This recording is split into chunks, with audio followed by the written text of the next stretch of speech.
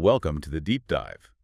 This is where we take the sources you send us and really dig into them to pull out the key insights for you. Yeah, exactly. Today, we're looking at something pretty deep, Advaita Vedanta. It's all about, well, the non-dual nature of reality. That's right. And we're focusing particularly on the Niralamba Upanishad. And how its ideas might, connect with bhakti, the path of devotion. Mm-hmm. And you gave us a great mix of sources for this. We've got bits from Advaita Vedanta and Bhakti Tulasi Vanam, which looks at that devotion angle. Okay. Some context from a comparative study of major Upanishads, and then the Niralamba Upanishad itself from a few places online, Wikiwand, Vedanta Spiritual Library. Right, different versions. Yeah, and even a Reddit discussion, which actually flags something important right away. So the mission today. I think it's really to get to the heart of these ideas, especially Brahman. What does it mean for reality, for us, maybe even for devotion? Okay, let's get into it. That Reddit discussion you mentioned. Yeah, You brought up a really famous quote, didn't it? it did. The one attributed to Adi Shankaracharya. Brahma satyam jagan, mithya jivo, brahmaiva napara. Which means? Basically. Brahman is truth, the world is illusion, the individual self is not different from Brahman. Wow. And the point was that this quote is actually in the Niralamba Upanishad. Yeah, according to that discussion. And that's a pretty direct link. It nails the core of Advaita Vedanta right there in the text. So that statement is kind of the foundation. Absolutely. It sets up the whole framework. Brahman is the ultimate reality, the only unchanging thing. Okay. And the world. The world we experience every day with all its stuff that's seen as, well, temporary, an appearance. They call it Maya. Like a dream, maybe. Feels real when you're in it. Exactly like that. And then the crucial part that the jiva, our individual self, isn't actually separate from Brahman. Deep down, it's the same thing. So the Niralamba Upanishad is tapping right into these core Advaita ideas. Right. What else do we know about this Upanishad specifically? Well, the sources tell us it's one of the 108 Samanya Upanishads, the general ones. It's linked to the Shukla Yajurveda. And it's an older text, or? Likely later, probably late medieval period. But what's really interesting is its structure. It's almost like a glossary. A glossary. Yeah, it defines 29 key Vedantic terms, but it does it through questions and answers, like someone asking, what is this? And the Upanishad answering. Huh. That's actually a really clear way to explain things, like a spiritual FAQ. Pretty much. It starts with an invocation, then dives right into these big questions. What kind of questions? The big ones. What is Brahman? Who is Ishvara? What is Jiva? What is Prakriti? The fundamentals. Right. But then it goes further. Paramatma, deities like Brahma, Vishnu, Rudra, even things like men, women, animals, inanimate objects. Even caste, I saw that mentioned. Yes, Brahmins, other castes, it covers a huge amount of ground. It's trying to define everything through this Vedantic lens. And what's the takeaway from all these definitions? Is there a common thread? Definitely. The main point hammered home is that all of it, all these different things, are fundamentally Brahman. Everything. Everything. The gods, us, the chair you're sitting on, it's all Brahman. Any divisions we see, the Upanishad says, are ultimately false. It's all one reality. Okay, that's a powerful idea. Let's dig into some of those key definitions then, starting with the big one, Brahman. How does the Upanishad describe it? It uses terms like without divisions, without beginning or end. It's pure, peaceful, formless, eternal bliss. So no qualities we can really pin down. Exactly. It's described as without qualities, indivisible, one without a second. Supreme consciousness itself. Think of it like pure potential, maybe? Yeah. The source of everything. And then there's Ishvara. That's usually translated as God or Lord, right? How does that relate to the qualityless Brahman? Right. Ishvara is explained as Brahman with its power, its Shakti, which is called Prakriti. Ah, okay. So it's Brahman associated with this power that allows it to, create the worlds and then enter into them as the inner controller, guiding things. So Ishvara is like Brahman in action, manifested. That's a good way to put it. Brahman with attributes involved in the running of the universe, the unmanifest becoming manifest, like you said earlier. Got it. And the jiva, the individual soul, us. How are we defined? The jiva is described as the self that gets caught up identifying with the body and mind. Because of name and form, it thinks it's separate. But it's not really. No, the Upanishad is clear. The jiva is essentially Brahman, It only appears to be many different selves because of the different bodies it inhabits. Our sense of being a separate me is part of that Maya, that illusion. And Prakriti, that power you mentioned, what's its nature? Prakriti is the Shakti, the inherent power of Brahman. It's described as intellectual in nature, which is interesting. And it's what allows the diverse world to be created from Brahman's essence. It's the creative energy. Then there's Paramatma, the supreme self. How's that different from Brahman? It's not really. The Upanishad says Paramatma is identical to Brahman. It's just another term, maybe emphasizing Brahman as being beyond the body, beyond all limitations, the absolute underlying reality, the core of our being. Now, you mentioned caste earlier, Jati. What does the Upanishad say about that? That seems like a really significant point. It is, and it's quite direct. It says something like, neither skin, nor blood, nor flesh, nor bone has caste. Wow. Yeah. It says caste is just ascribed to the self through mere usage, through social convention is the term used. It's not inherent in our true nature, the Atman, or even our bodies. That feels very radical, especially for its time. It's saying caste is a social construct. Pretty much, yes. A construct, not an essential reality. What about karma and akarma? Action and non-action. Karma is defined as doing things with that sense of, I am the doer. You know, the ego being involved, being attached to the results. Right. A karma, then, is doing your duties, rituals, charity, whatever is considered obligatory, but without wanting the fruits, without that personal desire for gain. Selfless action. And jhana, knowledge. What does true knowledge mean here? Jnana isn't just book learning. It's the direct realization that spirit, Brahman, is one. That it's the essence of everything, the seer and the seen. How do you get that realization? Through disciplined body, senses seeing a guru, and then the classic path. Hearing the teachings, reflecting on them, and deep meditation. Sravana, Manana, Nididhyasana. And the opposite, ajnana, ignorance. That's basically seeing duality where there is none. Thinking the Atman is separate from Brahman. Seeing divisions based on, well, all those categories, caste, gender, living, non-living. It's mistaking the appearance for the reality. Okay.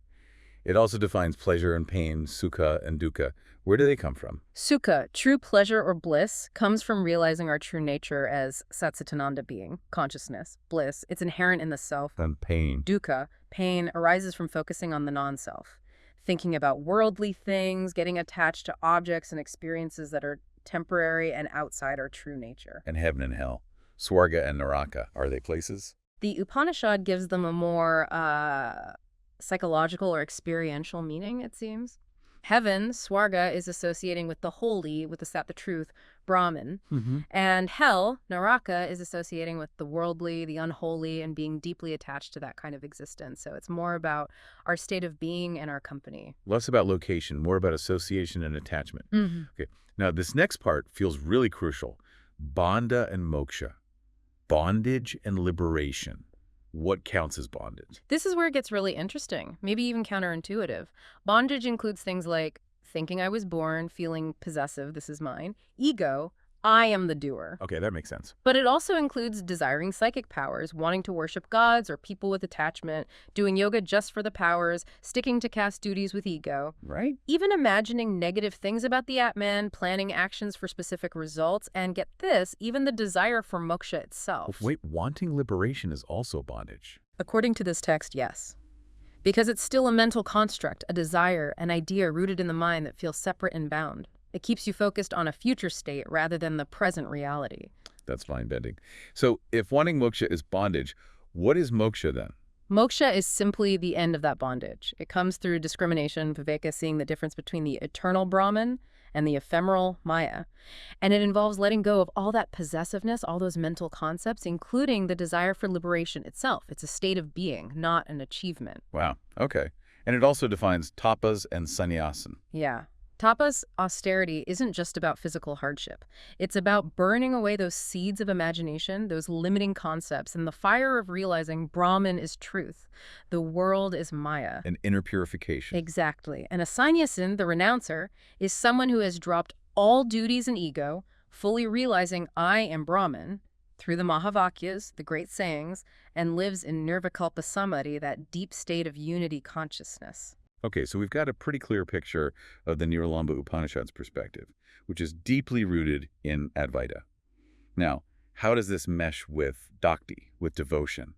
That source, Advaita Vedanta and Bhakti, tackles this, right? It does. It directly confronts the idea that Advaita might kill Bhakti, that if everything is one, who do you devote yourself to? Right. That seems like a potential conflict. So it brings into Lasadasji from the Ramcharitmanas. He says, Dharma leads to detachment, yoga to knowledge, knowledge to moksha. But Bhakti pleases God instantly and brings happiness. Okay. But the key point is what detachment means. Lasadasji implies detachment from things that don't lead to the Atman, the self. So not detachment from everything, but from distractions from the self. Exactly. And then it argues that ultimately all love is really love for the Atman because that's our core, what we desire most deeply. But loving God, Bhagavan, feels different from loving myself. It acknowledges that it might seem less direct than self-love, especially given the Upanishads saying everything is loved for the Atman's sake. So how does it bridge that? By suggesting we see Bhagavan as incredibly intimate and as non-different from the Atman. It uses a principle from the Bhagavad Gita. Deep attachment leads you to become like the object of your love. Okay. So deep intimacy with Bhagavan, seeing the divine as your beloved, actually illuminates your own consciousness with the truth of the self, the Atma Tattva. You realize your beloved is your own deepest self. So devotion becomes a way to realize non-duality. Potentially, yes. Especially if you consciously recognize Bhagavan as Atman, then love for God becomes the highest form of self-love directed at your true nature. The source also mentioned the 4 types of devotees from the Gita. How does that fit? Right, the distressed, the knowledge seeker, the one wanting wealth, and the wise one, the jnani. The point is the jnani, the wise devotee, knows Bhagavan is both intimate and the Atman. They've realized the truth. So wisdom and devotion come together. And that Hanumanji analogy, that sounded really helpful. It's a beautiful illustration, Hanumanji says. When I think of my body, I'm Rama's servant, devotion. When I think of myself as an individual soul, jiva, I'm a part of Rama, the whole. Okay. But when I know my true essence, Atman, I am Rama. I am the same as Bhagavan. So 3 perspectives, all valid, showing how devotion and non-duality can coexist in one person. Exactly. Body-level devotion, soul-level connection, essence-level oneness. And it makes the point that Adi Shankaracharya himself, the main guy for Advaita, was actually a huge devotee. A massive point. He wrote so many incredible hymns, Saundara Lahari, Bhaja Govindam, commentaries on Sahasranamas. He organized temple worship. Clearly, he saw no contradiction. Remembering Bhagavan strengthening bhakti was central to the tradition he shaped. So the whole idea of Advaita being anti-bhakti is just wrong, a misunderstanding. That's what the source argues, and what Shankaracharya's life suggests. Bhakti can be a powerful way to focus the mind, dissolve the ego. Which is the obstacle to realizing Advaita's truth anyway. Precisely. Intense love for the divine can lead straight to realizing the non-dual self. Okay, wow. This has been quite the journey through these ideas. Let's try and summarize the main points for you, the listener. We started with Advaita's core.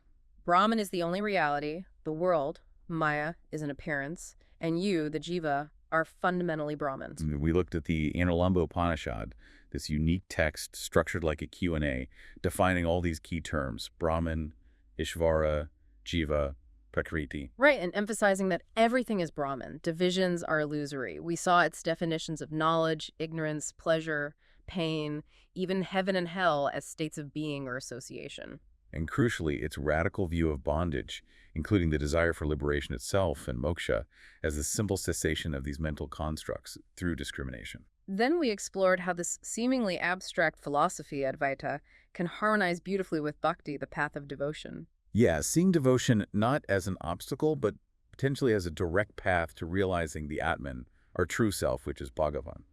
Remembering Shankaracharya himself was a great bhakta. Our goal here was really to give you a clear, focused tour of these concepts from the sources provided, hopefully connecting the dots and sparking some insights without getting lost in jargon. And hopefully we did that. So here's a final thought to leave you with, something to chew on. Okay. The Nirlamba Upanishad says even desiring moksha is a form of bondage. Yet, moksha is defined as liberation from bondage, which implies an end to that desire too. So what does this paradox really tell us about our spiritual search? Is the ultimate goal a state beyond wanting anything, even liberation itself? What does it mean to seek the self if the seeking itself can be a trap? That's definitely something to contemplate. Indeed. Thank you for joining us on this deep dive.